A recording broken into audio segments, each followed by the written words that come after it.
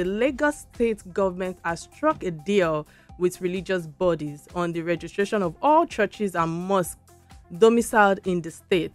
The Commissioner for Home Affairs in Lagos State, Mrs. Uzamat Akinbile-Yussuf, said the purpose of the registration was not to tax religious organizations. Mrs. Yusuf said the process was to get the database of all religious bodies in the state on a platform for ease of reference and communication purposes. She added that the Ministry of Home Affairs would collaborate with the Ministry of Environment and Water Resources through Lagos State Environmental Protection Agency to eradicate noise pollution and also emanate from places of worship through the state. Joining us for Real Talk with Kike, we have Honorable Commissioner for Home Affairs, who has also been the former Commissioner for Wealth Creation and Employment in Lagos State. Good evening, Honorable. Great to have you with us here. Hello. Good evening. How are you? I'm very well, thank you. I understand your busy schedule, and we're so glad to have you right here with us. But let's just go straight to the point.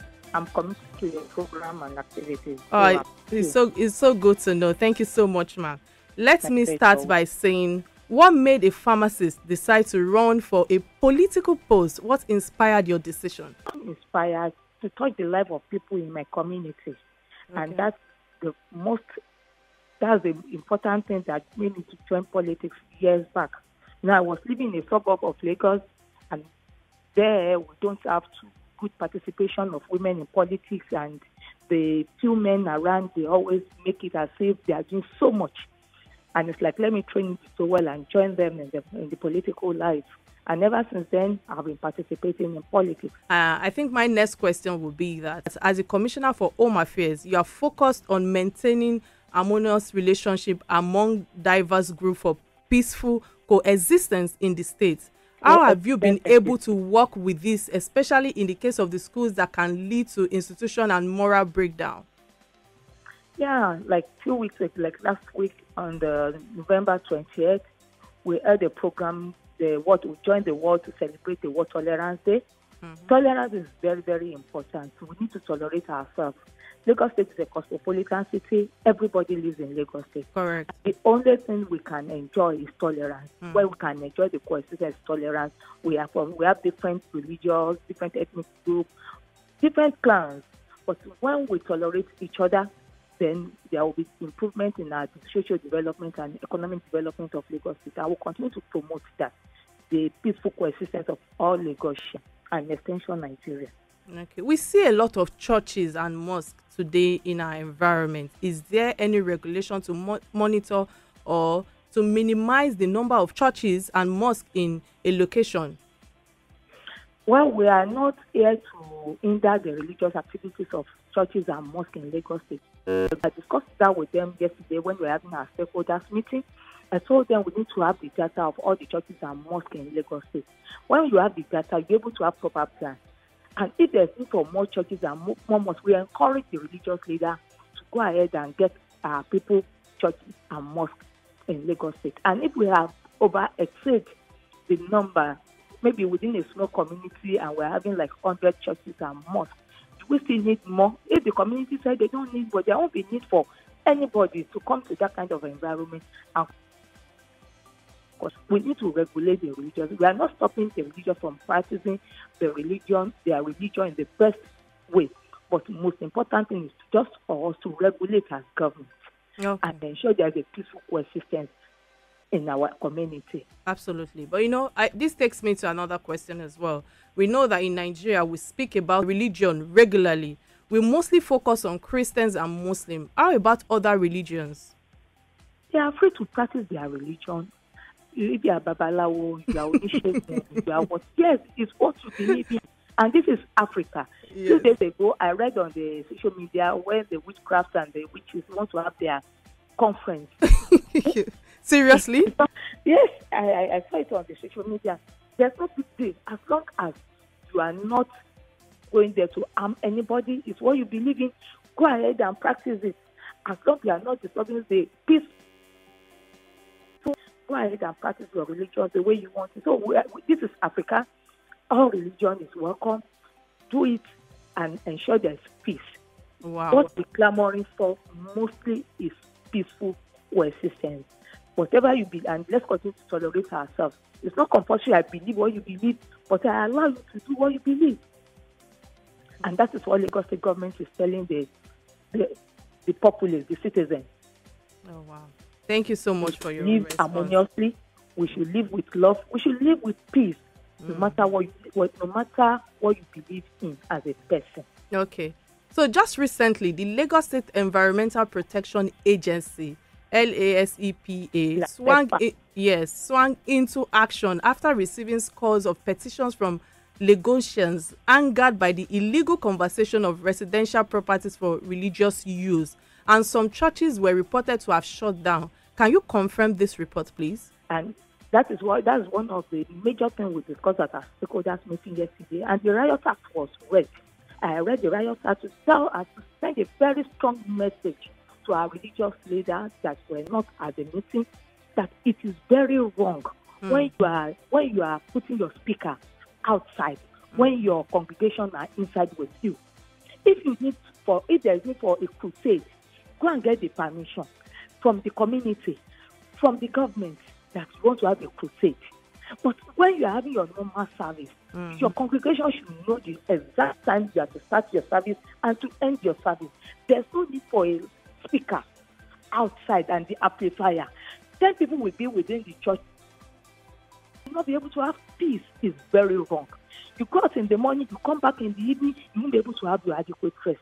You are sick, you are hypertensive. The churches and the mosques around you will be adding more to your problem and challenges. It's not fair. But that is what we are preaching. We should be able to tolerate ourselves. Because we are enjoying something does not mean that others must enjoy it. Because you are doing something does not mean that others must do it with you. If you are in your church, bring in your people. You can send them messages online. You can send bulk SMS to your congregation that at this particular time, we're having this program. They will join you. There are thousands of ways you can do your publicity. It's not when you are putting out your speaker. But don't you think that the unemployment in Nigeria has caused the increase in too many worship centers in the environment today? My dear,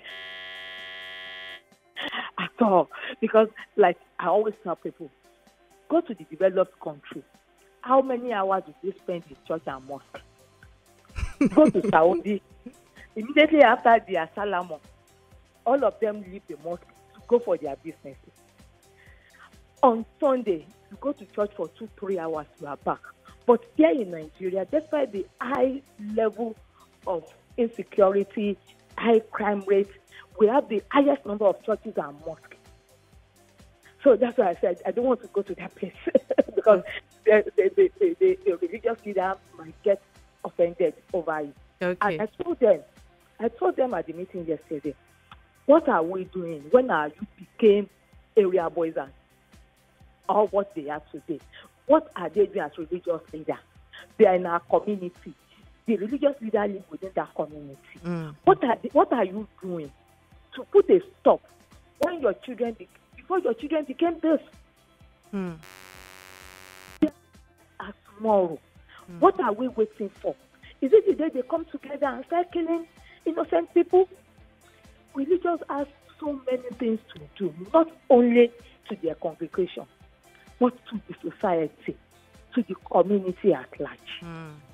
True. So I encourage them to go beyond services. There are lots. They have their Bible with them. They have their Quran. They should go to where these children are. Encourage them to. It may not be all of them, but we might have them reduced in numbers than what we have today. There was a story I had that these boys in their hundreds with different weapons, chanting different songs on our road, on the broad daylight. Why? How do we get to this level? And we have religious leaders. We have our religious leader everywhere. Yeah. There are in the street that you don't get a church or a mosque. Hardly will you get that presently in the city of Lagos. Okay. You know what? Because I know I know what you have contributed to the society at large, and I know that you were also part of the previous administration, and I know how you helped in developing a portfolio where you were seated as being the former commissioner for youth and Youth and Wealth Creation. Considering you being the former Commissioner of Wealth Creation in Lagos State. Let me tell you my challenge with unemployment or underemployment in the state. We misled most of our graduates when you are pushing them to university. Before a person got admitted, they don't know what they are going to university to do. They don't have idea. They don't know anything. All what they are aspiring to is like, I want to go to university. What did you want to study? Just give me anything. Why do you need to go and study anything? So everything, yes, has been misconstituted from the beginning. By the time they come out with their sheet of paper, they call it certificate. What do they acquire? University, you go to university to learn universal knowledge, not go and bring a sheet of paper. There's no job. When you're in the university, how do you think you can create job outside? Most of our youth doesn't understand that. When I was in the Ministry of Youth and Social Development, I held a program, Youth Academy. Yes, I'm aware of that. None of the participants will go to university and come back to look for job. I can bet that with you. If they will come, that will be a very minute percentage, because we inculcate habits into their life. You don't just go to university for going to university sake. And it's not compulsory that we all go to university. It's not compulsory. How will I be able to solve a problem? That is number one thing. These graduates, many of them cannot solve any problem. If you employ them, you need to start training them from the beginning. They don't fit into many available jobs. That is major. There are various jobs. There are many employers looking for employees. They couldn't fit in. A lot of trainings that we did at the Ministry of Wealth Creation and Employment, at the end of the day, just only a few percentage of them will be able to fit into that particular job. There are lots of jobs. So, Honorable, as the Home Affairs Commissioner, is there any part of your office that is actively collaborating with the government on to tackle all these issues, and how the audience can benefit, how the society can benefit from this? Well, presently, my ministry focuses most on religious matter and how to ensure there's a peaceful coexistence within our society, and that is what my ministry is focusing on. That is what I'm doing presently. Okay. I'm having a program very soon, but I don't want to. It will affect majority of Lagosians. You have that before the end of first quarter next year, by the special grace of God. Amen. We are almost done cooking it. The citizens will see it, and I believe they are going to enjoy that. Okay, so we expect it will see we are still going to generate employment through that program, and it's going to be a good one for Lagosians. That's a good one. We still have in the studio our Honorable Commissioner for Home Affairs and Culture in Lagos State, Mrs. Uzamat Akinbile-Yussuf. So, ma'am, what would be your parting words on the show to Nigerians to foster harmony and growth and development as a nation today? Yeah, thank you so much. My parting words with my people out there is that we continue to tolerate each other. Your next neighbor will not be yourself, but with tolerance, we can go a very long way. With tolerance, we will live harmoniously. With tolerance, we develop our society. With tolerance, we have a better economy. Thank you. All right, we have a question for you. Someone just sent in a message. Say, good evening. I think it will be quite difficult to stop new churches or mosques from springing up. The best approach may be strict enforcement of the already existing environmental laws. This is from Ayobami Okonlawon. What do you have to say to that, ma'am? We're not stopping any new churches from coming up. That's what I said earlier. You are good. Depending on that environment, you are free to have as many churches, as many mosques that you want to have. You know, in some estates, they will tell you they don't allow church, they don't allow mosque. You can't force yourself into such an environment. It's the government, because you're a church. And you say it's a must for me to have my church in that estate because there's no church in that estate. And that's what I'm saying, depending on the environment. Nobody is asking anybody not to build more churches or mosques. Depending on the end. If the community say they don't want a church, you cannot force it on them for whatever reason. And if they say they don't want a mosque, you can't force it on them. So we are not stopping churches or mosques from coming up at all as a government. Thank you so much for your contribution today. Thank you for enlightening us. Lagos, you've heard it from her. And I think the most key word that she emphasized on is on peace, is on harmony, is on coexisting and growth and develop as a nation. I hope that you've been able to pick one or two things from our show today, because I've had a great time and I hope you did too. I think we have another message from one of our hardened listeners. Hello? Hello. Okay, we have another question. Well done to Honorable Commissioner Uzamat. You have been fantastic in all your efforts for the state. God will honor and reward you big. Keep doing great, from Wale Okedairu. I hope I pronounced that well, because my Yoruba is very, so you can see, I know. So everybody is actually, they're amazed with all the good things that you've done for the states, knowing that you were in the previous administration, you are still doing all the good work, and we're so proud of you. I'm proud of you, and I'm sure you know. Thank you. I appreciate that. All right. Thank you so much for joining us again today. Stay tuned, and we will join you next week for another enlightening episode with Real Talk with Kike.